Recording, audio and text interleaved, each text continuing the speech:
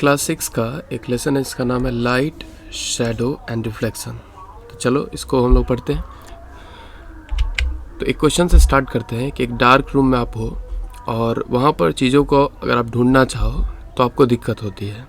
तो उस dark room में चीज़ें तो होती रखी हुई है, फिर आपको दिक्कत क्यों होता है?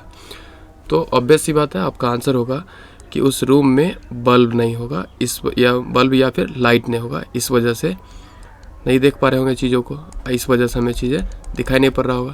तो जैसे ही लाइट अगर जैसे स्विच ऑन कर दो या फिर इलेक्ट्रिसिटी का आ जाए अगर लाइन है, तो ऐसे में क्या होगा कि हमें फिर चीज़ें दिखाई पड़ना शुरू हो जाता है। इसके पीछे क्या रीज़न है? इस पर जो लाइट है वो इस पर पड़ रहा होता है ऑब्जेक्ट पर, और वो हमें रिफ्लेक्ट होकर के फिर मिल रहा होता है। तो इस वजह से हम लोग चीज़ों को देख पा रहे होते हैं। इसका मतलब है कि लाइट वो ज़रूरी चीज़ है जिस वजह से हम लोग कोई चीज़ों को देख सकते हैं। तो बेसिकली लाइट को अगर हम लोग डिफाइन करने की कोशिश करें तो लाइट को क्या कर सकते हैं? Light is a form of energy which gives a sensation of vision.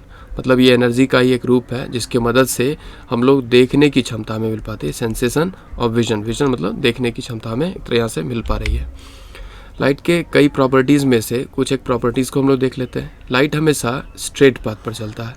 मतलब ये स्ट्रेट पाथ पर चलता है, मतलब क्या, इसी को एक और नाम जानते हैं हम लोग, रेक्टिलिनियर प्रोपगेशन ऑफ लाइट भी बोलते हैं। जैसे आप टॉर्च अगर जलाते होंगे तो टॉर्च के सामने देखते हो लाइट एकदम सीधा जा रहा है, ऐसा नहीं कि जिग जैग नहीं चलेगा, ऐसे नहीं चलेगा, लाइट एकदम स्ट्रेट चलेगा।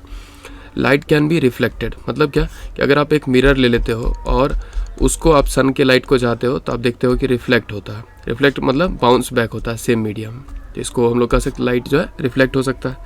लाइट कैन बी बेंट, इसका मतलब क्या हो, अगर आप एक ग्लास लेते हो, ट्रांसपेरेंट ग्लास ले लो, मतलब कि सिंपली एक ग्लास ले लीजिए, इसमें जो है अगर आप एक पेंसिल को रखिए तो वो पेंसिल जो है आपको बेसिकली कैसा दिखाई पड़ेगा? तो आपको बेंट दिखाई पड़ेगा। आपको जैसा आप दिखा रहे हो वैसा नहीं, बल्कि आपको मुड़ा हुआ दिखाई पड़ेगा। आपको ये लगेगा कि कुछ मुड़ गया है, कुछ इस तरह का दिखाई पड़ेगा, मुड़ जाएगा ये, यानी बेंट हो सकता है। इसको बोलते हैं रिफ्रैक्शन भी बोल सकते हैं। The speed of light is 3 lakh kilometre पर सेकेंड, मतलब 1 सेकेंड में लाइट जो है 3 लाख किलोमीटर दूर जा चुका होगा, तो ये काफ़ी फास्ट है। तो लाइट के बारे में हम लोगों ने ये कंसेप्ट्स को देखा। नेक्स्ट हम लोग देखते हैं सोर्स ऑफ लाइट। अब देखिए, सोर्स ऑफ लाइट को अंडरस्टैंड करना है कि कोई भी ऑब्जेक्ट जो लाइट को इमिट कर सकता हो, जो हमें लाइट दे सकता हो, उसे हम लोग सोर्स ऑफ लाइट बोलते हैं। तो सोर्स ऑफ लाइट मतलब कि कोई भी ऑब्जेक्ट जिससे कि लाइट निकल रहा हो उसे हम लोग सोर्स ऑफ लाइट कह सकते हैं। अब सोर्स ऑफ लाइट के आधार पर ऑब्जेक्ट 2 टाइप्स के हो सकते हैं, एक नेचुरल सोर्स और दूसरा आर्टिफिशियल और मैन मेड। तो नेचुरल सोर्स की बात करें, जो पहले से नेचर में एग्जिस्ट होता है, पहले से रहता है, उसे हम लोग नेचुरल सोर्स कहेंगे। जैसे कि सन हो गया, स्टार्स हो गए, फायरफ्लाई या इल नाम का जो फिश वगैरह होता है, ये सब हो जाएंगे। आर्टिफिशियल और मैनमेड जिसे ह्यूमन ने बनाया वो आर्टिफिशियल या मैनमेड सोर्स ऑफ लाइट कहलाएगा। जैसे candle, lamp, electric bulb, laser light ना, ये सभी एग्जांपल। या अभी हाल ही में देखिए बहुत फेमस है ये एलईडी का पूरा नाम होता है लाइट इमिटिंग डायोड। ये सभी man made source of light कहलाएंगे। नेक्स्ट हम लोग देखें तो देखो, जो लाइट ऑब्जेक्ट है ये लाइट को अपने आर पार जाने दे पाता है या नहीं जाने दे पाता है, इसके आधार पर तो हम लोग आगे पढ़ेंगे। यहाँ पे हम लोग देखेंगे कि कोई ऑब्जेक्ट लाइट को इमिट कर सकता है कि नहीं, यानी कि कोई भी ऑब्जेक्ट लाइट को इमिट कर सकता है कि नहीं, इसके आधार पर ऑब्जेक्ट 2 टाइप्स का होता है। एक होता है ल्यूमिनस, दूसरा नॉन ल्यूमिनस। अब ल्यूमिनस जो ऑब्जेक्ट होते हैं ये वो ऑब्जेक्ट होते हैं जो लाइट को इमिट कर सकते हैं, मतलब कि लाइट इनसे निकल सकता है। जैसे कि कैंडल है तो इससे लाइट इमिट होगा, सन है तो इससे ऑब्वियस बात है लाइट इमिट हो रहा होगा। तो ऐसे ऑब्जेक्ट जिनसे कि लाइट इमिट हो सकता है उन्हें ल्यूमिनस ऑब्जेक्ट बोलते हैं। एग्जाम्पल के लिए जैसे सन हो सकता है, बल्ब हो सकता है या टॉर्च, ये सभी जो है ल्यूमिनस ऑब्जेक्ट हो जाएंगे। वही दूसरी ओर नॉन ल्यूमिनस ऑब्जेक्ट वैसे ऑब्जेक्ट जो कि लाइट को इमिट नहीं कर पाते हैं, ऐसे ऑब्जेक्ट को नॉन ल्यूमिनस ऑब्जेक्ट बोलते हैं। जिसमें कि हम ह्यूमन बॉडी, ऑब्वियस बात है, नॉन ल्यूमिनस ऑब्जेक्ट, भले ही हमारा नाम मतलब सूरज ही क्यों ना हो, लेकिन हम तो लाइट नहीं इमिट कर सकते, हमें भी लाइट की आवश्यकता पड़ती है। ऐसे ही बुक्स हो गए और प्लैनेट्स और मून भी जो है ये भी नॉन ल्यूमिनस ऑब्जेक्ट होता है। अब इसी पर बेस्ड एक क्वेश्चन हम लोग ले लेते हैं कि मून तो हमें रात में दिखाई पड़ता है, तो फिर मून जो है कैसा ऑब्जेक्ट है, ल्यूमिनस है या नॉन ल्यूमिनस? तो आपका आंसर क्या है? ठीक है, आप अपना आंसर दें। बेसिकली मून की अगर बात करें तो ये है नॉन ल्यूमिनस ऑब्जेक्ट, इसके पास अपना लाइट नहीं होता है। तो फिर मून हमें रात में क्यों दिखाई पड़ता? देखिए, मून इसलिए हमें दिखाई पड़ता है क्योंकि इस पर सूरज का जो है लाइट वो पड़ रहा होता है। सन का लाइट इस पर पड़ता है और सन के लाइट को क्या करता है, रिफ्लेक्ट करता है, इस वजह से हमें दिखाई पड़ता है। यानी कि मून जो है एक नॉन लुमिनस ऑब्जेक्ट है, इसके बावजूद भी ये हमें दिखाई पड़ रहा होता है। इसका मतलब है कि इस पर जो सन का लाइट आ रहा होता है वो रिफ्लेक्ट होकर के वो हमें दिखाई पड़ रहा होता है। यानी कि मून सन के लाइट को रिफ्लेक्ट करता है, ना कि अपना लाइट दे रहा होता है। यानी कि मून जो है ये नॉन लुमिनस ऑब्जेक्ट है। इसी तरह से अर्थ भी नॉन लुमिनस ऑब्जेक्ट ही हुआ, बट सन क्या हुआ, तो सन हुआ लुमिनस, क्योंकि सन तो लाइट इमिट कर रहा है, तो सन हो गया लुमिनस ऑब्जेक्ट। नेक्स्ट कंसेप्ट की बात करते हैं हम लोग कि किसी भी ऑब्जेक्ट को हम लोग देखते कैसे हैं। अब इस क्वेश्चन को आंसर करने से पहले हम लोग डिसाइड करेंगे कि हम लोग किस ऑब्जेक्ट की बात करते हैं। फॉर एग्जांपल अगर हम लोग ले बात की कैंडल को हम लोग कैसे देखते हैं, कैंडल को हम लोग कैसे देख पाते हैं। देखो कैंडल तो खुद ही लाइट इमिट कर रहा है, तो इसे देखने के लिए किसी और दूसरे लाइट की आवश्यकता है नहीं। तो यानी कि ल्यूमिनस जब ऑब्जेक्ट रहेगा तो वो खुद ही चूँकि लाइट इमिट कर रहा होगा तो आप उसे डायरेक्टली देख सकते हैं। लेकिन फॉर एग्जांपल ये फ्लावर है, ट्यूलिप फ्लावर है, इसे देखने के लिए आपको किसी दूसरे सोर्स ऑफ लाइट की ज़रूरत पड़ेगी। अब दिन में तो सूरज की रोशनी से हम लोग देख पाते हैं, अगर दूसरी तरफ अगर हम लोग बात करें एक डार्क रूम में रखें इस फ्लावर को, तो हम लोग ऐसे तो नहीं देख पाएंगे फ्लावर को, क्योंकि ये खुद लाइट तो इमिट नहीं करता है। तो क्या होगा कि कैंडल जैसे जलाए तो कैंडल का जो लाइट है वो इस फ्लावर पर पड़ रहा और यहाँ से ये लाइट सब रिफ्लेक्ट हो रहा और ये हमारे आंखों तक पहुँचता है। इस तरह से हम लोग जो फ्लावर है वो हम लोग इसे देख पा रहे होते हैं। तो यानी कि जितने भी नॉन लुमिनस ऑब्जेक्ट होते हैं उन्हें देखने के लिए हमें किसी सोर्स ऑफ लाइट की आवश्यकता होगी, तभी हम लोग देख पाएंगे। दिन में जो है हमारे लिए सूरज जो है वो सोर्स ऑफ लाइट के रूप में काम आता है, और रात में अगर देखें तो मैनमेड जो सोर्सेज हैं उनका हम लोग उपयोग करते हैं। ऑब्जेक्ट लाइट को कितना पास कर सकता है, इसके आधार पर हम लोग ऑब्जेक्ट को 3 ग्रुप में रखते हैं। तो फर्स्ट हो गया ट्रांसपेरेंट, जिसे हिंदी में पारदर्शी भी बोलते हैं। दूसरा हो गया ट्रांसलूसेंट, जिसे पारभासी कहते हैं, और ओपेक, जिसे अपारदर्शी भी कहते हैं। चलो एक एक करके बात करते हैं। ट्रांसपेरेंट वैसे ऑब्जेक्ट्स हो गए जो लाइट को पास होने देते हैं, यानी कम्प्लीटली ये सभी लाइट को देखो आर पार होने दे रहे हैं। तो ये ट्रांसपेरेंट ऑब्जेक्ट है और ये कम्प्लीटली लाइट को आर पार होने दे रहा है। इसका मतलब क्या है कि ट्रांसपेरेंट ऑब्जेक्ट के दूसरे तरफ रखा हुआ जैसे ये लीफ है, ये हमें क्लियरली दिखाई पड़ रहा है। तो ट्रांसपेरेंट ऑब्जेक्ट लाइट को कम्प्लीटली अलाउ करते हैं जाने देना, और इन ऑब्जेक्ट के दूसरे तरफ रखे हुए ऑब्जेक्ट्स हमें साफ साफ दिखाई पड़ते हैं। अब ट्रांसपेरेंट ऑब्जेक्ट की बात करें तो क्लियर वाटर जो है ये एग्जांपल हो सकता है, एयर इसका एग्जांपल हो सकता है, या जो विंडो ग्लास है वो भी अगर ट्रांसपेरेंट पॉसिबल है कि ट्रांसपेरेंट वो भी हो सकता है। ऐसे कई और एग्जांपल हो सकते हैं ट्रांसपेरेंट के, आप भी कुछ ट्राई करो राइट करना। नेक्स्ट हम लोग बात करते हैं ट्रांसलूसेंट का। अब देखो ये यहाँ पर अगर देखोगे जो रे है आ तो रहा बहुत सारा लाइट, लेकिन ये दूसरी तरफ कुछ ही लाइट बाहर आ पा रहा है। इसका मतलब ट्रांसलूसेंट सभी रेज को दूसरी तरफ नहीं जाने दे रहा है, लाइट को कम्प्लीटली पास नहीं होने दे रहा है। तो ये पार्शियली लाइट को आर पार जाने दे रहा है। पार्शियली मतलब होता है आंशिक रूप से, या कुछ ही बोल सकते हो कि लाइट को आर पार जाने दे रहा है। तो ट्रांसलूसेंट वैसे ऑब्जेक्ट हो गए जो कि सम लाइट या पार्शियली लाइट को पास होने देते हैं, उन्हें ट्रांसलूसेंट बोलते हैं। अब जैसे सनग्लास जो है ये ट्रांसलूसेंट का भी एग्जांपल हो सकता है, या ऐसे ही एग्जांपल हम लोग बात करें तो फॉग का हो सकता है, फ्रोस्टेड ग्लास का हो सकता है ना। इसमें क्या होता है कि दूसरे तरफ जो ऑब्जेक्ट होते हैं वो हमें क्लियरली नहीं दिखाई पड़ते हैं, बल्कि ब्लर कई बार होते हैं, या फिर पार्शियली हमें या आंशिक रूप से हमें दिखाई पड़ते हैं। जैसे देखो यही लीफ जो है दिखाई तो पड़ रहा है, बट थोड़ा सा आप गौर करोगे तो दिखाई पड़ेगा, और ये क्लियरली नहीं दिखाई पड़ रहा, नहीं विजिबल है।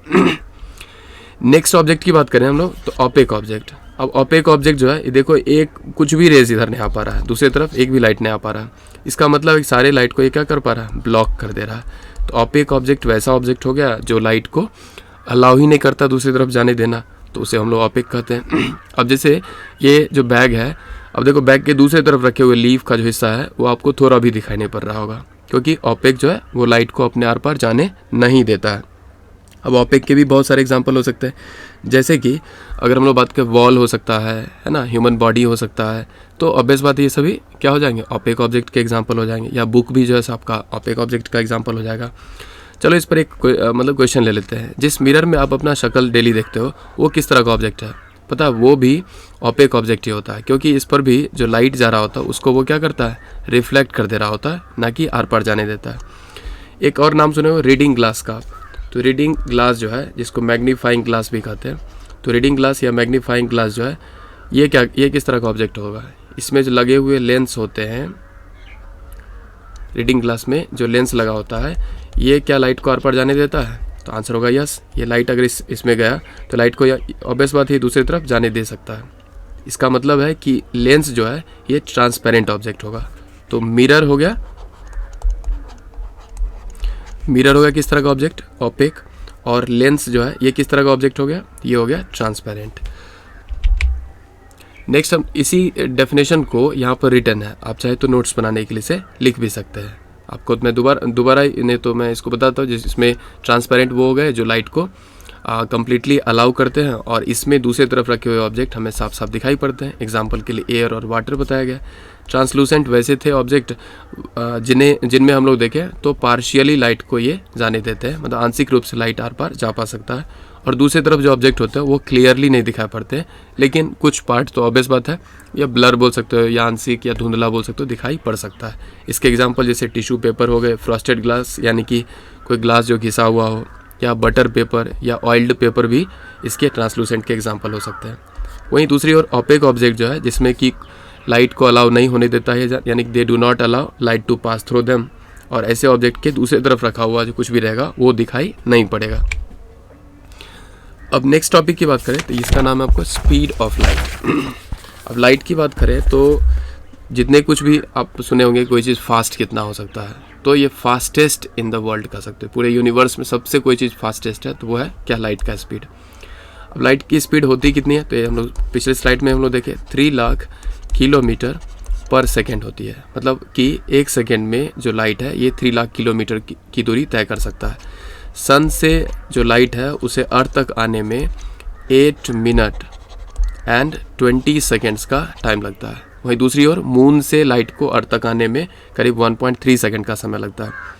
देखो एक और टर्म आपको मतलब इससे जुड़ा हुआ सुनोगे, लाइट ईयर का नाम। लाइट ईयर क्या होता है, आपको पहले देखने से तो लगता होगा कि टाइम से रिलेटेड कुछ है क्योंकि ईयर लिखा हुआ है, बट आप हो जाओगे गलत। लाइट ईयर जो है ना ये यूनिट है, ये यूनिट है डिस्टेंस का। और किस तरह के डिस्टेंस का, बहुत बड़ी बड़ी दूरियों को मेज़र करने वाले डिस्टेंस के लिए इसका यूज़ किया जाता है।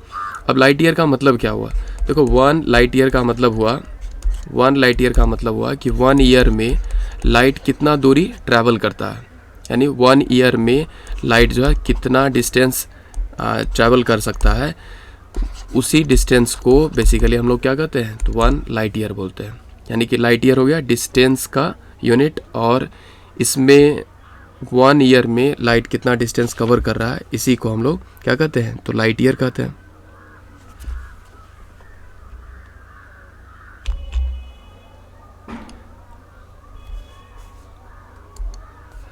साइंटिस्ट इसी तरह के लाइट ईयर यूनिट का यूज़ 2 गैलेक्सीज़ के बीच की दूरी या स्टार्स के बीच की दूरी का अंदाज़ा लगाने के लिए करते हैं। तो ये बड़े डिस्टेंस को मेजर करने के लिए लाइट ईयर का यूज़ किया जाता है।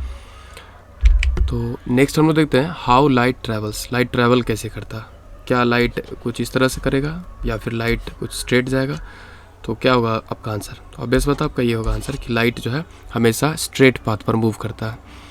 अब देखो स्ट्रेट जो लाइन पर मूव करता है इसी के लिए एक वर्ड यूज़ किया जाता है, इसको हम लोग बोलते हैं रेक्टिलिनियर प्रोपगेशन। तो रेक्टिलिनियर प्रोपगेशन मतलब क्या हुआ, रेक्टिलिनियर मतलब एक लाइन पर, और प्रोपगेशन मतलब ये जो मूव होता है कंटिन्यूअस वे में होता है। तो एक लाइन पर लाइट जो होता है कंटिन्यूअस वे में ट्रैवल होता है। और इस तरह का एक एक्टिविटी भी आगे हम लोग देख पाएंगे कि इसी एक्टिविटी में आपको 3 शीट ले करके और तीनों में एक जगह होल्ड कर दो, इसको स्टैंड कर दो, तो आप देखोगे कि लाइट जो है ये किस तरह से कंटिन्यूअस पाथ पर एक स्ट्रेट लाइन पर आपको मिलेगा। इसी वजह से आप दूसरे साइड से जब आप देखोगे तो आपको इस लाइट का यानी कैंडल का जो फ्लेम है वो यहाँ से विजिबल हो पाएगा। क्यों, क्योंकि लाइट जो है स्ट्रेट पाथ पर चलता है।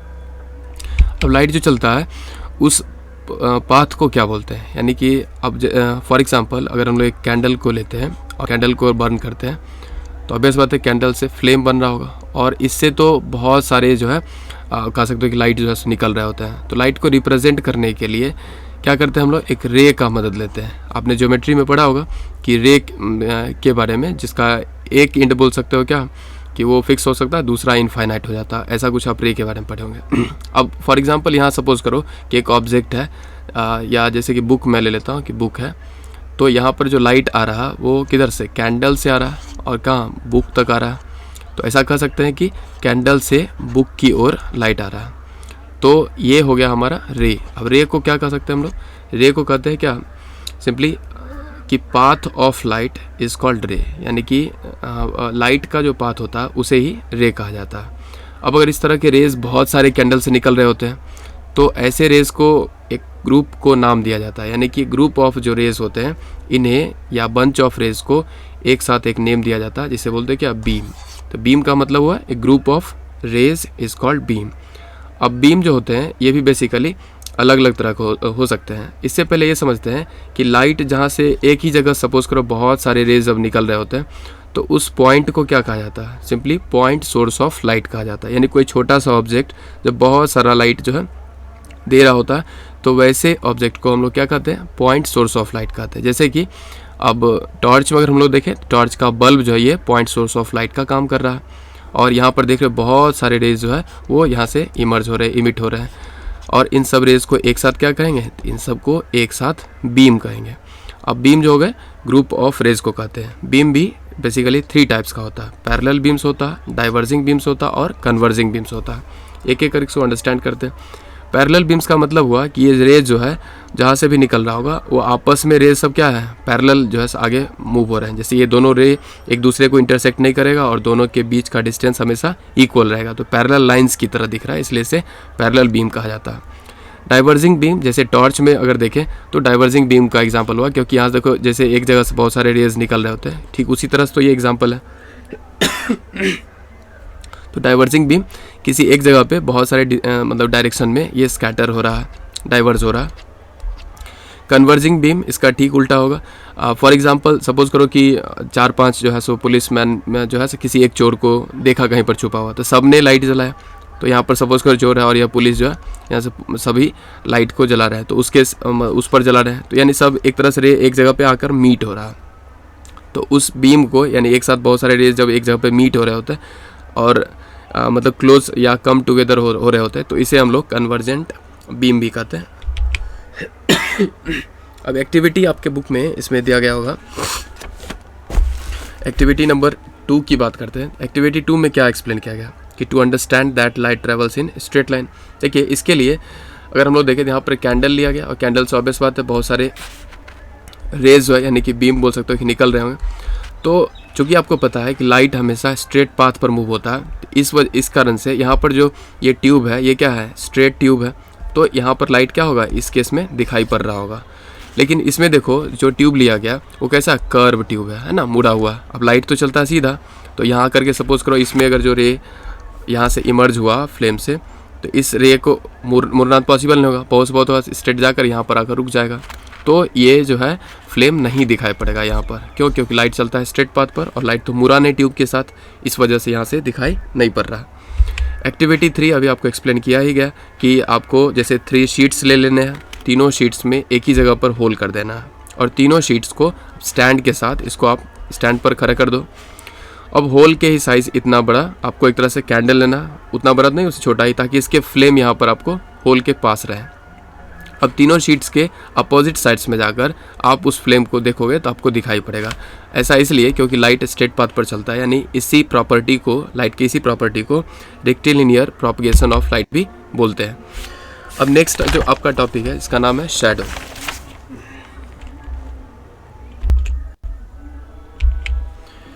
अब सोचो कि सन का जो लाइट है वो इस ट्री पर पड़ रहा है और इस ट्री पर जो लाइट पड़ रहा है, चूँकि ये एक तरह से ओपेक ऑब्जेक्ट की तरह बिहेव कर रहा है, इस वजह से ये लाइट दूसरे तरफ नहीं आ पा रहा है, यानी कि यहाँ पर नहीं आ पा रहा है। तो ये क्या हो रहा है, इस वजह से आप देखते हो कि जो ट्री है इसका शैडो बन पा रहा है। आप देख पा रहे हो यहाँ पे नीचे जो है शैडो बन पा रहा है किसका, ट्री का। तो देखो शैडो कैसे बना है, तो जो लाइट है उसको बीच में ट्री ने ब्लॉक कर दिया, इस वजह से शैडो बना। तो शैडो कब बनेगा, तब शैडो बनेगा जब किसी भी लाइट के पाथवे को कोई ओपेक ऑब्जेक्ट ब्लॉक कर रहा होगा, तभी शैडो बनेगा। अब यहाँ शैडो बनने के लिए क्या क्या चाहिए, तो सोर्स ऑफ लाइट, जैसे यहाँ पर सन जो है सोर्स ऑफ लाइट है, और दूसरा एक ओपेक ऑब्जेक्ट चाहिए। अब सपोज करो ट्रांसपेरेंट ऑब्जेक्ट यहाँ पर होता तब तो लाइट कोई रोकता ही नहीं, तो दूसरी तरफ तो लाइट चला ही जाता, तो उसमें तो शैडो बनेगा ही नहीं, यानी कि ट्रांसपेरेंट ऑब्जेक्ट तो शैडो बना ही नहीं सकता। कहोगे ट्रांसलूसेंट सर बना सकता है क्या, तो ट्रांसलूसेंट कुछ हद तक बनाएगा, लेकिन ऑपेक देखोगे तो काफ़ी डार्क शेडो इसके बन रहे होते हैं। और एक तो बता दिया आपको सोर्स ऑफ जो है सो आपको लाइट चाहिए, जैसे कि यहाँ पर सन है सोर्स ऑफ लाइट। दूसरा एक ऑपेक ऑब्जेक्ट चाहिए, जैसे यहाँ पे ट्री ऑपेक ऑब्जेक्ट है। और तीसरा स्क्रीन चाहिए। अब यहाँ पे स्क्रीन जो है, ये सरफेस जो है, लैंड जो है, ये एक तरह से स्क्रीन का काम कर रहा है। यानी शेडो बनने के लिए 3 चीज़ों की ज़रूरत है, जैसे यहाँ पर सन सोर्स ऑफ लाइट का काम कर रहा है, ट्री ऑपेक ऑब्जेक्ट का काम कर रहा है, और यहाँ जो लैंड है, ज़मीन जो है नीचे, ये स्क्रीन का काम कर रहा है। और शेडो यहाँ पर बन कैसे रहा, तो सूरज के जो रोशनी है यानी कि जो लाइट है उसको ये ब्लॉक कर दे रहा है ट्री, और ट्री हो गया यहाँ पर फ्री, इसको ऐसे कर देना होगा, ठीक है। हाँ, तो ट्री जो है ये लाइट को कर दे रहा है ब्लॉक, इस वजह से लाइट जो है ये दूसरी तरफ जा नहीं पा रहा है, और जितना दूर नहीं जा पा रहा उतने ही आउटलाइन में यहाँ पर शेडो बन पा रहा है। अच्छा, ये अगर पूछा जाए कि आपको कौन से ऑब्जेक्ट बना सकते हैं शेडो, तो ऑब्वियस बात है आपका ऑपेक ऑब्जेक्ट हो जाएगा। शेडो बनने के पीछे एक और रीज़न यहाँ पे दिया जाता है कि फॉर एग्जांपल एक ऑब्जेक्ट को हम लोग स्टैंड करते हैं यहाँ पर और लाइट को यहाँ से इस पर पास करते हैं। सपोज़ कि इस पर लाइट जितना भी पड़ रहा है, ये लाइट जो हो रहा है क्या हो रहा है, ब्लॉक हो जा रहा है। तो यहाँ इसके किनारे पर भी तो कुछ लाइट पड़ रहा होगा, लेकिन वो किनारे पर जो लाइट पड़ रहा होगा वो मुड़ नहीं सकता है, यानी ये बेंड नहीं हो सकता। अगर बेंड हो जाता है तो पीछे भी लाइट पहुँच जाता है यहाँ पर, तो इस जगह पे लाइट नहीं पहुँच पाता है, और इस वजह से क्या होता है, ये एरिया जो है इसका कह सकते हो कि इसका शेडो बन रहा होगा पीछे, ठीक है। तो शेडो का कलर कैसा होता है, देखो ऑलवेज शेडो का कलर जो है वो ब्लैक होगा। शेडो का कलर ऑलवेज ब्लैक होगा इरिस्पेक्टिव ऑफ ऑब्जेक्ट। ऑब्जेक्ट का देखो यहाँ पे कलर कैसा है, ट्री का कलर तो ग्रीन है यहाँ पर बहुत सारे पत्तों का, लेकिन आप यहाँ पे नोटिस करो ये ब्लैक ही होगा, मतलब हमेशा शेडो जो है वो ब्लैक ही बनेगा। और अगर हम लोग बात करें शेडो के कुछ कैरेक्टरिस्टिक्स की, तो पहला अगर हम लोग बात करें तो एक तो कलर की बात बता दी, दूसरा शेप जो होता है ये ऑब्जेक्ट के शेप पर डिपेंड कर सकता है, लेकिन ये कुछ हद तक सही भी है और गलत भी है। देखो यहाँ पर तो ट्री है, तो ट्री जैसा आपको लगभग शेप यहाँ मिल पा रहा है, लेकिन कई बार ऐसा भी शेडो बन सकता है, जैसे आप अपने फिंगर को मूव करके चाहो तो आप बर्ड के शेप का शेडो बना सकते हो, आप हॉर्स के शेप का शेडो बना सकते हो, जो आगे हम लोग देखेंगे भी इसको। यानी कि ये ऑब्जेक्ट पर पूरी तरह से डिपेंड नहीं करेगा शेप इसका, कई बार उससे डिफरेंट भी हो सकता है। अब देखो जो शेडो के जो साइज होते हैं ये किस बातों पे डिपेंड करते हैं, तो ये 2 बात पे डिपेंड करते हैं, distance between light source and object. अब लाइट सोर्स हमारा सन है और ये ऑब्जेक्ट है। अब आप बता सकते हो कि सबसे लॉन्गेस्ट जो शेडो होता है इस ट्री का कब बनेगा, तो आपका क्या आंसर होगा, आपके लिए ऑप्शन है मॉर्निंग में, आफ्टरनून में या इवनिंग में। चलो इसका आंसर मैं देता हूँ, इसका करेक्ट आंसर होगा कि मॉर्निंग में, मतलब 8-10 बजे के समय में जो शेडो बन रहा होगा वो, और इवनिंग के टाइम में सबसे लंबा शेडो बनेगा। सबसे छोटा कब बनेगा, जब सन ठीक ऊपर होगा, यानी कि मिड डे, यानी कि ठीक दोपहर में जो है शेडो सबसे छोटा बन रहा होगा यहाँ पर, है ना। तो ये बात है। और शेडो का साइज़ और किस बात पे डिपेंड करता है, सपोज़ करो यहाँ स्क्रीन ही बहुत दूर होता तब भी जो है शेडो के साइज़ में चेंज देखने को मिलता। तो शेडो का साइज़ 2 बात पे डिपेंड करता है, और जो सोर्स ऑफ लाइट है और ऑब्जेक्ट है इसके, और साथ ही साथ ऑब्जेक्ट और स्क्रीन के बीच के डिस्टेंस पर ये डिपेंड कर रहा होता है। तो शेडो केवल हम लोग स्क्रीन पर देख सकते हैं, ये प्रॉपर्टीज़ आपको बताई दिए गए। नेक्स्ट हम लोग बात करें तो शेडो के मदद से केवल आउटलाइन दिखाया जाता है, इसमें कोई ऑब्जेक्ट का डिटेल नहीं दिखता है, किसके पत्ते, यहाँ मान लो कोई बर्ड बैठा रहता बीच में तो वो दिखाई नहीं पड़ेगा, तो केवल चूँकि आउटलाइन दिख रहा होता है इसमें। तो ये अगर हम लोग देखें तो इस कंसेप्ट के बाद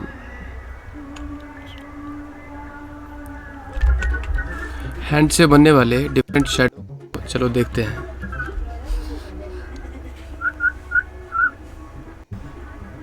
आप गेस कर सकते हो कि क्या अभी बना है शेडो। देखिए हैंड से बेसिकली आर्टिस्ट जो है वो बर्ड का पिक्चर बना पा रहा है, फ्लैपिंग करता हो बर्ड्स बर्ड्स आपका फ्लाई कर रहे हैं। देखिए यहाँ पर गेस करना है कि कौन सा एनिमल आप देख पा रहे हो, या ऑफ कोर्स रैबिट। देखिए रैबिट का किस तरह से हैंड से ही आर्टिस्ट ने शैडो बनाकर दिखा दिया। Can you guess which animal is there? या बारहसिंघा जैसा, जो डियर जैसा, डियर को नहीं बारहसिंघा जैसा बोल सकते हैं कि आपको सिंग वगैरह दिखाया गया।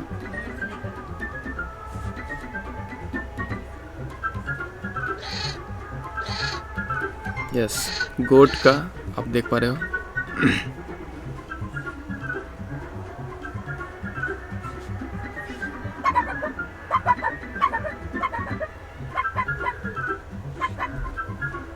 चलिए, तो बहुत सारे शेडोज़ ऑलरेडी हम लोग यहाँ पर देख सकते हैं। इसको हम लोग पॉज करते हैं, आगे बढ़ाते हैं। तो आई होप इसको अंडरस्टैंड किए होंगे कि शेडो जो है ये बेसिकली ऑब्जेक्ट जो है उससे डिफरेंट भी बन सकता है। नेक्स्ट हम लोग देखते हैं पिन होल कैमरा। देखो, पिन होल कैमरा को अंडरस्टैंड करने से पहले अंडरस्टैंड करना है कि आपका आई, ह्यूमन आई और पिन होल कैमरा लगभग एक जैसा ही है, ठीक है। अब सपोज करो इस बॉक्स की जगह पे आपका अगर आई होता तो यहाँ पर क्या होता, आपका लेंस होता आई का। अगर आप अपने ह्यूमन आई को अगर गौर से मतलब कि ऑब्जर्व करें तो आपको सामने से जैसा दिखता होगा वैसा ही आई नहीं होता, बल्कि आई जो है एक बॉल की तरह होता है, ठीक है। आई बॉल होता है, देखिए कुछ इस तरह से ये एक आई बॉल होगा और यहाँ पर एक लेंस लगा हुआ होगा। ड्राइंग का तो हालत ख़राब है इसमें, थोड़ा सा इसको हम लोग इरेज कर लें, फिर से देखते हैं।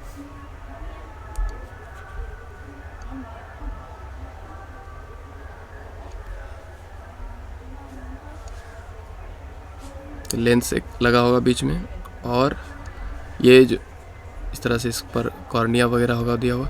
देखिए, तो ह्यूमन आई को अगर हम लोग अंडरस्टैंड करें तो बेसिकली ह्यूमन आई में ये लेंस हुआ करता है और यहाँ जो है स्क्रीन होता है, जिस स्क्रीन को हम लोग रेटिना के नाम से भी जानते हैं। तो अगर आप ये समझ पा रहे हो कि अगर कोई ऑब्जेक्ट, जैसे सपोज करो एक एरो है, इस एरो को हम लोग कैसे देखेंगे, इस एरो से निकलने वाले कुछ रेज होंगे जो, अब एक रेज सपोज करो यहाँ से आ रहा है, फिर एक ये रे यहाँ पे आ रहा है और इस तरह से इसका जो इंटरसेक्शन है वो मिलने के बाद इस ऑब्जेक्ट का यहाँ पर एक इमेज बनेगा और ये इमेज कैसा होगा, अपसाइड डाउन होगा। मतलब कि एरो अप है, देखो गौर करो, इसका डाउन जो है सो हम लोग हेड कर रहे हैं, तो ये ऑब्जेक्ट का यहाँ पर क्या बन रहा है, इमेज बन रहा है। ये ऑब्जेक्ट का यहाँ पर इमेज बन रहा है। तो इमेज कह सकते हो किसी भी ऑब्जेक्ट का वो मतलब कि पॉइंट होता है जहाँ पर जो रेज होते हैं वो कह सकते हो कि बाद में मतलब कि टकराने के बाद या बेंट करने के बाद मिलते हैं, उसी पॉइंट को उस ऑब्जेक्ट का इमेज कहते हैं। जैसे कि आप अपने मिरर में जो अपना पिक्चर देखते हो वो बेसिकली आपका इमेज है। इसी तरह से अगर आप प्रोजेक्टर पे या सिनेमा हॉल में मूवी देखेंगे तो स्क्रीन पर आप क्या देखेंगे, इमेज देखेंगे। तो आप जो है ह्यूमन आई जैसा या फिर यूँ बोले कि एक प्रोजेक्टर खुद से बना सकते हैं। इसको ही हम लोग बेसिकली पिन होल कैमरा के रूप में समझते हैं। तो पिन होल कैमरा है क्या, ये एक तरह का डिवाइस है जिसके मदद से हम लोग इमेज को देख सकते हैं। अभी कैसे बनाया जाता, आपको कोई भी एक बॉक्स ले लेना है। अब जनरली एक बॉक्स जो होता है वो अगर हम लोग देखें तो क्यूबाइडल मतलब शेप का हुआ करेगा। सपोज कि इस तरह का हम लोग शेप एक ले लिए और ऐसा बॉक्स जब आप लेंगे तो ये बॉक्स ऑलरेडी आपके घर में मिल जाएगा। जैसे कि शूज़ जो रखने के लिए बॉक्स होता है वो, या दूसरे और तरह के बॉक्स होते हैं वो आप ले सकते हैं। अब इस बॉक्स के अंदर जो है अगर कलर ब्लैक है तो ठीक है, नहीं है तो आप इसके अंदर का कलर ब्लैक कर सकते हैं। अगर नहीं भी करते तो भी काम चल सकता है। अब इसमें करना ये होगा कि आपको जो एक हिस्सा होगा इसको हटा देना होगा और जैसे ये जो हिस्सा होगा इस हिस्से को आपको कट करके हटा देना होगा। तो पूरा आप हटा सकते हैं या फिर आप थोड़ा सा हिस्सा इसमें बीच में से कट करके हटा सकते हैं एक फेस को। और उसके जगह पर आप जो पेपर है, मतलब आप कह सकते हैं कि एक पर्टिकुलर पेपर जो है आप इसमें लगा सकते हैं। और वो पेपर किस तरह का हो, तो पेपर जो हो सकता है ये स्क्रीन का यहाँ पर काम करेगा। जो भी हम पेपर यहाँ लगाएंगे वो एक स्क्रीन का काम करेगा। तो अब स्क्रीन के लिए जो हमारा पेपर होना चाहिए वो बेसिकली ब्लॉक नहीं करने वाला होना चाहिए, बल्कि यहाँ पर इमेज आर पार दिखाई पड़े कुछ इस तरह का होना चाहिए। इसके लिए आप जो बटर पेपर है वो ले सकते हैं, ठीक है। और अगर या वैक्स पेपर कह सकते हो कि वो भी आप ले सकते हो, तो या ट्रेसिंग पेपर जो है सो ले सकते हो। तो इसमें इसके जगह पर जो कट करके हम लोग हटा दिए कार्टून का हिस्सा, उसके जगह पर मतलब ऐसा होना चाहिए पेपर जिस पर कि आर पर कुछ दिखाई पड़े।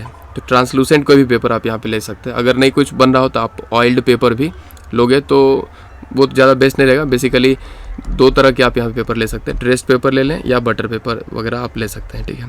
तो इस जगह पे पेपर एक ले लिए और इस छोर पे इसके ठीक सामने वाले फेस पर थोड़ा सा होल कर देना, यहाँ पर ये होल कर देना और आपका ये पिन होल कैमरा बनकर तैयार हो गया। मतलब एक बॉक्स लिए, बॉक्स के एक फेस को कट कर हटा दिए और इस जो कट कर हटाए उसके जगह पर पेपर लगा दिए। और उस पेपर के बारे में आपको बताया गया जो ट्रेसिंग पेपर या वैक्स पेपर यहाँ पर हम लोग लगाएंगे। यहाँ पर जो पेपर लगाएंगे ये होगा ट्रेसिंग पेपर या वैक्स पेपर हो सकता है। और इसके ठीक सामने वाले फ्रंट वाले फेस पर छोटा सा एक होल कर देना। अब आपका पिन होल कैमरा बनकर तैयार हो गया। अब जिस किसी ऑब्जेक्ट का आप इसको इमेज इस पर कास्ट करना चाहते हो तो आपने क्या करना है, इस बॉक्स को सपोज करो यहाँ पर प्लेस किया गया। अब इस ऑब्जेक्ट को देखना है तो आप दूसरे साइड से, यानी कि इस पिछले वाले साइड से आप यहाँ पर आकर के देखोगे तो आपको जो पीछे जो कुछ भी ऑब्जेक्ट रहेगा उसका यहाँ पर इमेज बनेगा। फॉर एग्जांपल सपोज करो मैं एक कैंडल फ्लेम को यहाँ पर बना करके उसका इमेज दिखाने की कोशिश करता हूँ। तो देखो ये कैंडल फ्लेम जैसे, अब इसका जो है इमेज यहाँ पर बनता हुआ हमें दिखेगा। और कैसा दिखेगा, तो इसका उल्टा इमेज बनेगा, मतलब फ्लेम कुछ नीचे रहेगा और ये कैंडल का कुछ हिस्सा ऊपर वाला दिखाई पड़ेगा हमें, ठीक है, ये कुछ इस तरह से। तो ये हमें इस ऑब्जेक्ट का इमेज बन पा रहा होगा। तो आई होप इसको अंडरस्टैंड किया होगा कि पिन होल कैमरा कैसे काम करता है और कैसे हम लोग खुद से तैयार कर सकते हैं। अब यहाँ पर जो इमेज बन रहा है, जैसे ये ट्री का इमेज बन रहा है, वो कैसा बन रहा है, इन्वर्टेड इमेज बन रहा है। और ये कुछ प्रोजेक्टर की तरह काम कर सकता है या कह सकते हैं ह्यूमन आई जैसे काम करता है, कुछ वैसे ही ये पिन होल कैमरा काम कर रहा है। तो बेसिकली यहाँ पर हम लोग देखें कि ऑब्जेक्ट का जो साइज़ बड़ा छोटा अगर हम लोग करेंगे तो ये किस बात पर डिपेंड कर रहा होगा। तो अगर आप इसमें डिस्टेंस जो है, ये पिन होल कैमरा और इसके बीच जो डिस्टेंस है, इसको आप जो है मतलब चेंज करके यहाँ पर इमेज बनेगा उसके साइज़ को आप चेंज कर सकते हो। यानी the size of image depends on the distance between the object and the pin hole. यानी जो पिन का जो ये होल है इसके और ऑब्जेक्ट के बीच के डिस्टेंस पर ये डिपेंड करता है। If the distance is increased the size of image is decreased. मतलब क्या, अगर आप इस दूरी को बढ़ा देते हो तो यहाँ पे इमेज क्या बनेगा, छोटा बनेगा। अगर आप ऑब्जेक्ट को नज़दीक ले आओगे तो इमेज भी बड़ा बनने लगेगा। तो अब देखो यहाँ पर एक क्वेश्चन बन सकता है हमारा कि शैडो और इमेज, नहीं इसमें क्या हम लोग डिफरेंस कर सकते हैं, शैडो में और इमेज में क्या कोई डिफरेंस है या नहीं है, कि दोनों एक ही चीज़ है, इसको अंडरस्टैंड करना। तो शैडो और इमेज में बहुत सारे डिफरेंस है। अभी तक चूँकि दोनों हम लोग पढ़े तो इसमें हम लोग देखते हैं शैडो और इमेज में। देखिए ये जो है जो एक गर्ल है इसका यहाँ पर क्या देख पा रही है, ये अपना इमेज देख पा रही है। और यहाँ देखो इस गर्ल का यहाँ पर क्या बन पा रहा है, शैडो बन पा रहा है। तो अब देखो दोनों में कलर में तो एक सबसे पहला डिफरेंस है क्या, कि शैडो जो है ये इसका कलर कैसा है, तो ब्लैक है। सबसे फर्स्ट पॉइंट कि शैडो का कलर हमेशा ब्लैक होता है। लेकिन अब इमेज का कलर देखो तो as the object has, object का जैसा कलर है वैसा ही इमेज में आप कलर देख पा रहे हो। अगर आप देखो कि शैडो में क्या, केवल जो पर्सन है इसका केवल आउटलाइन दिख पा रहा है, लेकिन अगर आप इस इमेज को देखो तो इसमें डिटेल दिख पा रहा है कि ये पर्सन कैसी, किस तरह का ड्रेस पहनी हुई है, हेयर स्टाइल कैसा है, सब कुछ एकदम डिटेल जो है सो हमें इमेज में दिखाई पड़ रहा होता है। साथ ही साथ अगर हम लोग देखें तो जनरली मिरर में अगर हम लोग इमेज देखेंगे तो लेटरली ये इन्वर्टेड बन रहा होता है। लेटरली इन्वर्टेड का मतलब होता है कि आपको साइड जो होता है वो चेंज हो रहा होता है। मतलब ये फॉर एग्जांपल मान लो यहाँ पर एक मिरर हम लोग लगा दें, जो मिरर हम लोग यूज़ करते हैं वो प्लेन मिरर होता है, और यहाँ पर अगर एक आर लेटर हम लोग लिख दें तो आर लेटर का जो इमेज बनेगा वो कैसा बनेगा, वो आप प्लेन मिरर में कुछ इस तरह का बनेगा। अब नोटिस करो तो ये जो है इसका सपोज करो कि ये लेफ़्ट साइड है और ये इसका राइट साइड है। अब लेफ़्ट साइड किधर आ गया, ये चेंज हो चुका है, लेफ़्ट साइड इधर आ गया और राइट साइड इधर आ गया है। मतलब क्या हो रहा है कि लेफ़्ट जो है वो राइट की तरफ दिख रहा है इमेज में, और राइट साइड जो है वो लेफ़्ट की तरफ दिख रहा है। इसी को हम लोग लेटरल इन्वर्जन कहते हैं। आप रीजनिंग के कुछ क्वेश्चंस बनाए होंगे, वहाँ पर भी सिमिलर आपको प्रॉब्लम्स देखने को मिला होगा। शैडो और इमेज में दूसरे और डिफरेंस की बात करें, the length of image remains the same as that the object. अब देखो जितना बड़ा ये पर्सन है, मतलब कि ये गर्ल है, उतना ही बड़ा इमेज भी यहाँ पे इस मिरर में बन रहा है। और ये मिरर का नाम क्या है, प्लेन मिरर है। ये प्लेन मिरर है। इस प्लेन मिरर में जितना बड़ा ऑब्जेक्ट उतना ही बड़ा इमेज भी बन रहा है। बट शैडो देखो तो शैडो तो डिफरेंट हो सकता है, मतलब सन अगर ऊपर होता छोटा होता, ये फिर डिफरेंट पोजीशन जो होगा आप बोल सकते हो सन का, उससे भी यहाँ पर जो साइज होगा शैडो का वो डिफरेंट हो रहा होगा। नेक्स्ट टॉपिक हम लोग पढ़ेंगे जिसका नाम है इक्लिप्स।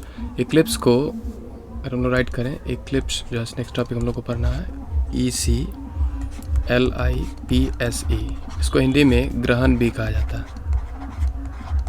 और इक्लिप्स बेसिकली और कुछ नहीं बल्कि ये नेचुरल शैडो है।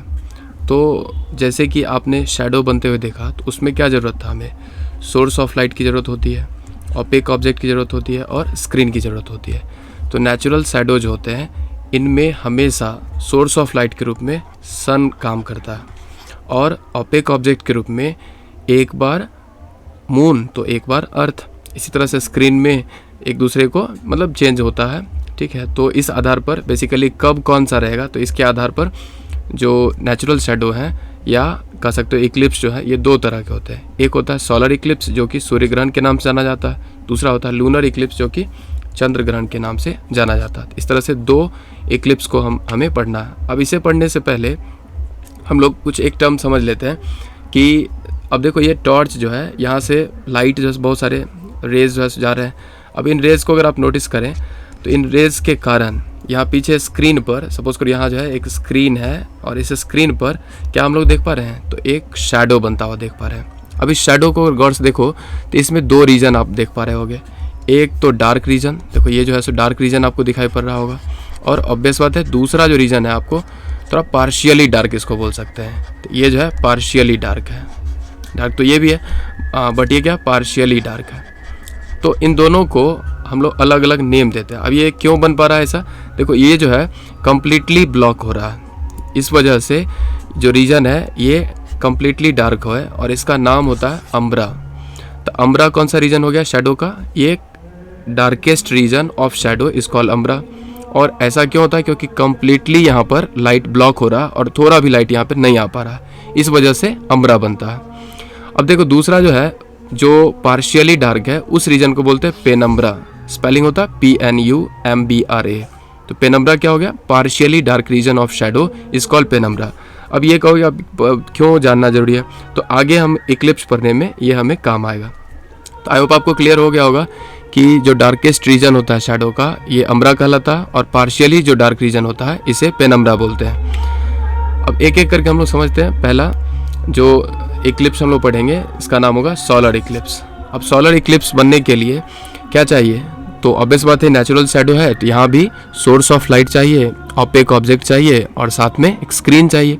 देखो सन जो है यहाँ पर सोर्स ऑफ लाइट का काम कर रहा है और मून यहाँ पर एक ऑपेक ऑब्जेक्ट का काम कर रहा है और स्क्रीन के रूप में हम लोग अर्थ को देख पा रहे हैं। तो यहाँ जो शैडो बनेगा इस शैडो को हम लोग नाम देते हैं क्या, सोलर इक्लिप्स देते हैं। अब सोलर इक्लिप्स क्यों बोलते हैं, क्योंकि यहाँ जो पर्सन होगा उसे सूरज दिखाई नहीं पड़ेगा क्योंकि सूरज पर ग्रहण लग चुका होगा और सूरज हमें नहीं दिखाई पड़ रहा होगा। क्यों, क्योंकि मून इस बीच में जो सूरज का लाइट है वो इसको ब्लॉक कर रहा है। अच्छा ऐसा होता क्यों, इसको अंडरस्टैंड करना। जैसा कि आपको पता है कि सन एक स्टार है और इस स्टार के चारों तरफ एक ऑर्बिट पर, इमेजिन करो कि एक ऑर्बिट है, इस ऑर्बिट पर अर्थ जो है ये क्या करता है, तो सराउंडिंग करते रहता है, मूव करते रहता है, रिवॉल्यूशन कर रहा होता है।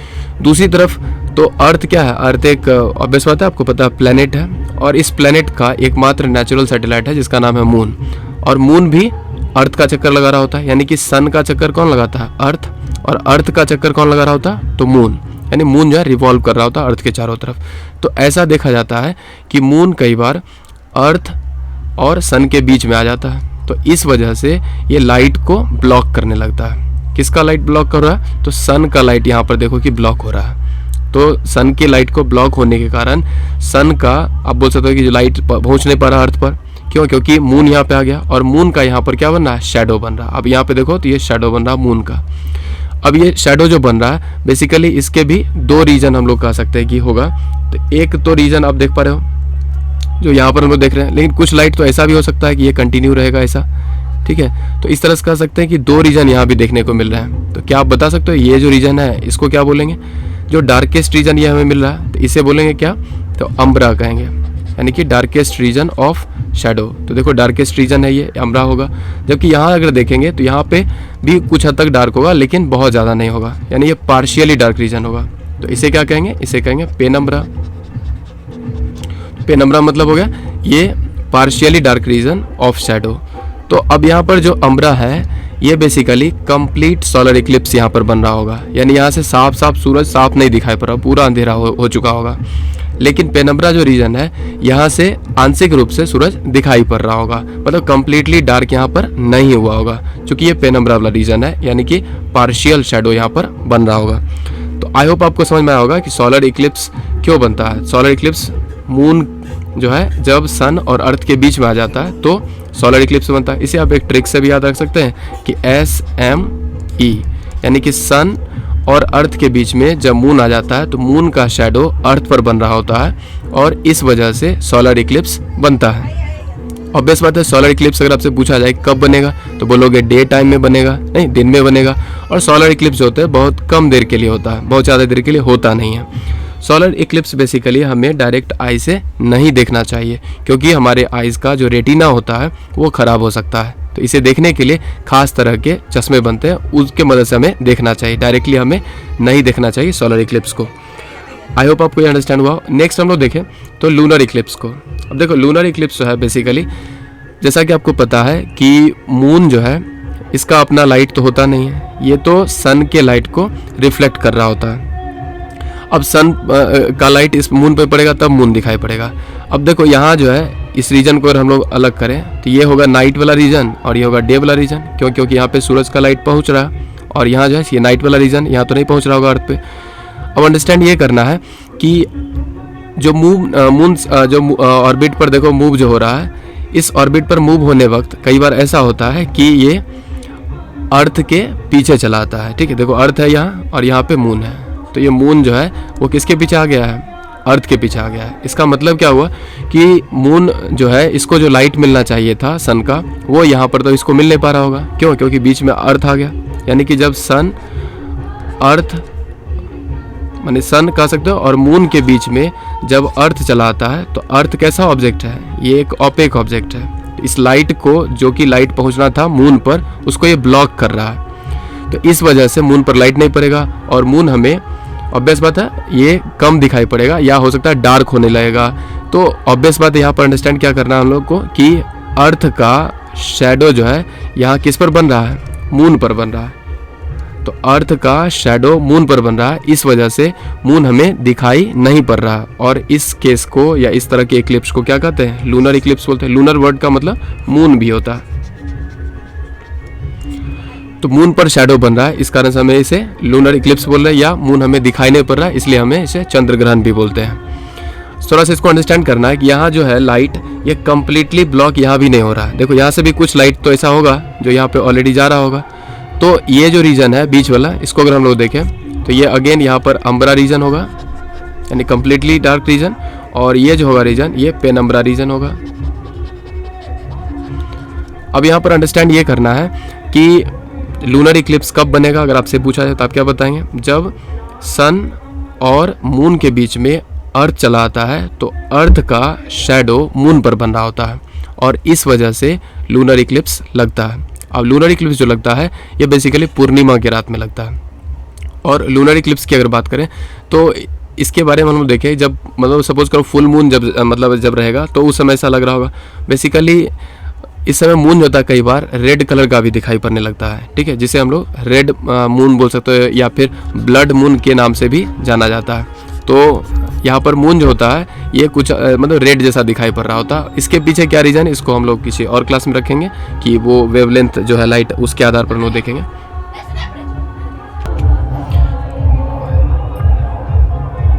नेक्स्ट टॉपिक हमें रिफ्लेक्शन ऑफ लाइट पढ़ना है। रिफ्लेक्शन ऑफ लाइट को सबसे पहले इस पॉइंट में बनने वाले इमेज को अगर आप गौर से देखें तो किसका बन रहा है, ये ट्री है और ट्री का ही देखो यहाँ पर नीचे इमेज बन पा रहा है। नहीं, इतना ब्यूटीफुल इमेज बन पा रहा है। आपने कभी देखा है कि नहीं वाटर में ऐसा इमेज बनते हुए?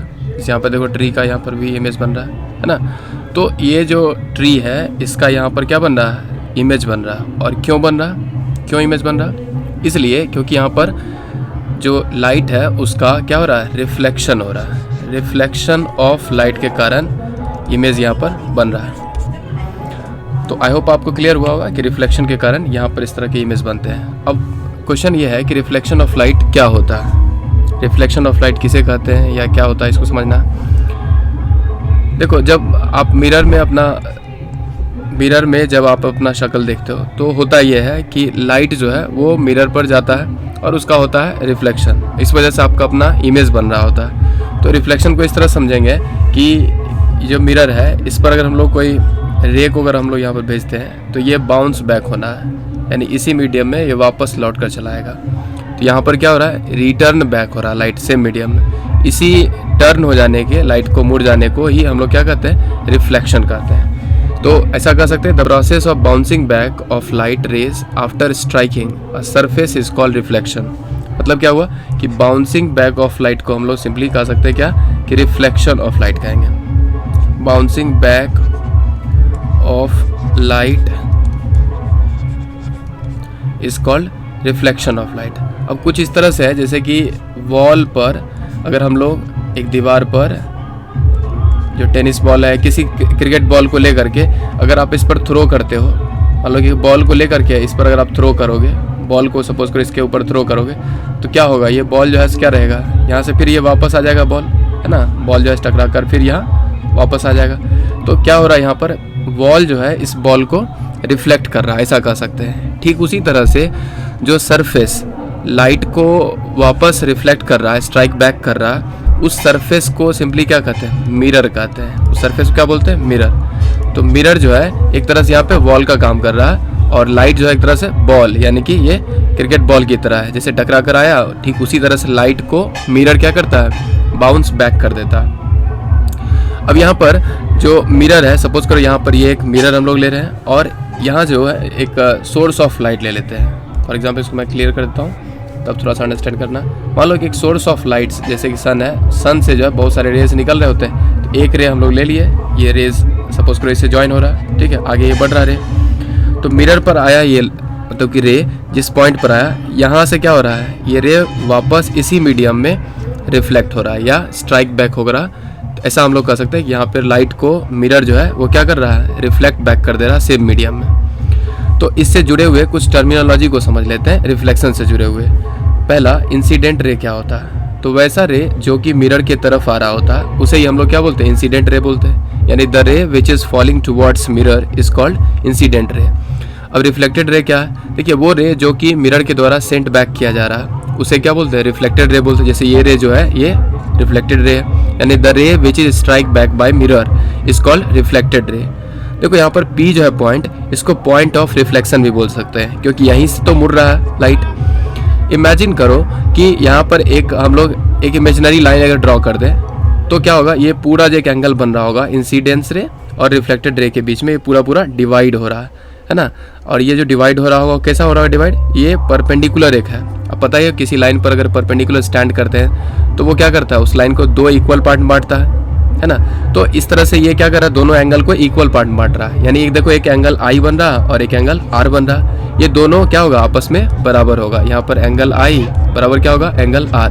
अब एंगल I क्या है, तो देखो ये जो है इंसिडेंस रे और नॉर्मल के बीच जो एंगल बन रहा है इसी को एंगल I कहते हैं। इसी तरह से एंगल R क्या है, तो रिफ्लेक्टेड रे और नॉर्मल के बीच जो एंगल बन रहा है इसी को एंगल R बोलते हैं। और रिफ्लेक्शन में क्या होता है, ये हमेशा इक्वल होता है।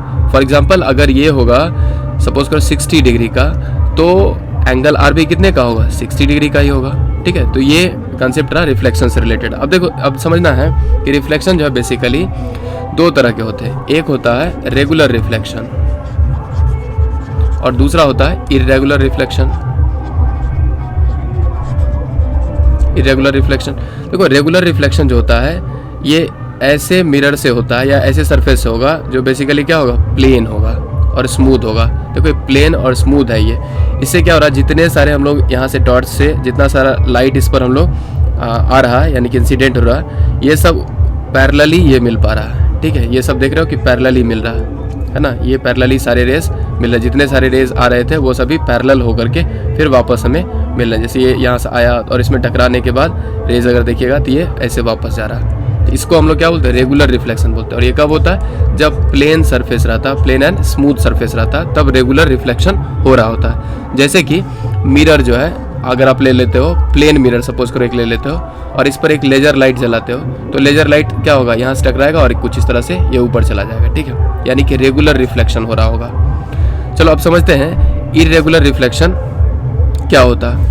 अगर सरफेस प्लेन नहीं लेकर के क्या करते हैं, ऊबर खाबर यानी कि रफ सरफेस ले लेते हैं, तो अब की बार क्या होगा, अब दो रे को हम लोग समझते हैं। मान लो ये रे आया तो ये टकरा कर कुछ इस तरह से जिगजैग मैनर में चला गया, फिर यहाँ देखो इसी के पैरेलल अगर दूसरा रे लिए तो वो इधर नहीं जा करके बस ऊपर की तरफ चला गया। तो मतलब ये रैंडम बोल सकते हो कि रिफ्लेक्शन हो रहा है, ठीक है, और ये इरेगुलर वे से हो रहा है, ठीक है। और इरेगुलर रिफ्लेक्शन क्यों हो रहा है, क्योंकि सरफेस जो है वो कैसा रफ है ना, रफ सरफेस है। इरेगुलर रिफ्लेक्शन को एक और नाम से जानते हैं, इसको डिफ्यूज्ड रिफ्लेक्शन भी बोलते हैं, डिफ्यूज्ड रिफ्लेक्शन भी कहते हैं। तो समझना ये है कि दोनों में हमारे लिए क्या इंपॉर्टेंट है। As a student regular reflection आपके लिए इंपॉर्टेंट है, क्योंकि आने वाले क्लासेस में आप मिरर से होने वाले अलग अलग तरह के रिफ्लेक्शन को समझेंगे, तो रेगुलर से समझेंगे। और यहाँ अगर हम लोग समझेंगे तो इरेगुलर हमारी लाइफ के लिए बहुत इंपॉर्टेंट है, इस लिहाज से क्योंकि जितनी कुछ भी चीज़ों को आप देख पाते हो कमरे में या आसपास के जहाँ कुछ भी देख पाते हो, वो सब इरेगुलर रिफ्लेक्शन के कारण होता है। ऐसा क्यों? क्योंकि जो कुछ भी होता है हमारे आसपास वो सब क्या होता है, तो लिटरली वो 3D होता है, तो अलग अलग तरह का होता है। सरफेस तो हमेशा फ्लैट इस तरह का होता नहीं, ऊबड़ खाबड़ होता है हमेशा। ऊबड़ खाबड़ सरफेस होने के कारण लाइट जो है डिफरेंट डायरेक्शन में हमें मिल पाता है, और इस वजह से हम लोग अलग अलग चीज़ों को देख पाते हैं। यानी कि हम अपने सराउंडिंग में ज़्यादातर चीज़ों को जो देख पा रहे हैं, ये किस तरह के रिफ्लेक्शन कारण? इरेगुलर रिफ्लेक्शन के कारण हो रहा है। अब नेक्स्ट टर्म आपको पढ़ना था लेटरल, इट मीन्स रिवर्सल या लेटरल इन्वर्जन। ये टॉपिक इससे पहले भी आपको एक्सप्लेन कर दिया गया, फिर भी मैं एक रिपीट कर दे रहा हूँ। लेटरल वर्ड का मतलब होता है साइड, और इन्वर्जन का मतलब क्या होना? पलट जाना एक तरह से। Lateral inversion. अब यहाँ पे आपको बताया गया था कि जैसे सपोज करो कि यहाँ पे एक आर लेटर हम लोग लिखते हैं, तो इसका देखो ये लेफ्ट पार्ट हो गया, ये इसका राइट पार्ट हो गया। तो इस आर लेटर का जो हमें इमेज मिलेगा वो कुछ इस तरह से मिलेगा। अब देखो क्या हुआ, लेफ्ट जो पार्ट है यहाँ वाला वो क्या इधर चला है, और राइट जो पार्ट था वो इस तरफ चला है।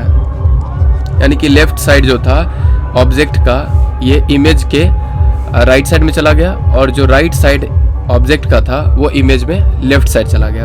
यानी कि कह सकते हो कि साइड जो है ये एक तरह से बदल रहा है, ठीक है। साइड जो है वो टर्न हो रहा जा रहा है, यानी कि लेफ्ट जो है वो राइट की तरफ चला जा रहा है, और राइट जो है वो लेफ्ट की तरफ चला जा रहा है। इसे ही हम लोग लेटरल इन्वर्जन या लेफ्ट राइट रिवर्सल भी बोलते हैं। इसी को हम लोग लेटरल इन्वर्जन या क्या बोलते हैं, लेफ्ट राइट